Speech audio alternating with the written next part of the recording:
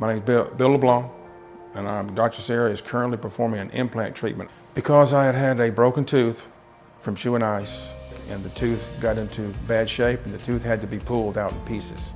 And then the tooth got infected, and it had to come out. He explained all that to me, showed me the x-rays, explained to me precisely what was going on, both verbally and on the x-ray. And then it became quite clear what needed to happen, mechanically and operationally to fix it. When the implants are installed and Dr. Sarah is finished, you don't feel anything. It feels like your normal tooth.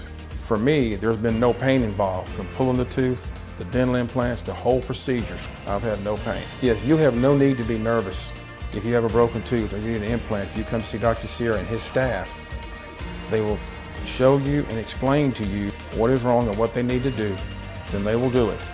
And the key is, to most people, he can do it where it's pain-free. I consider Dr. Sarah like a craftsman. He's a craftsman.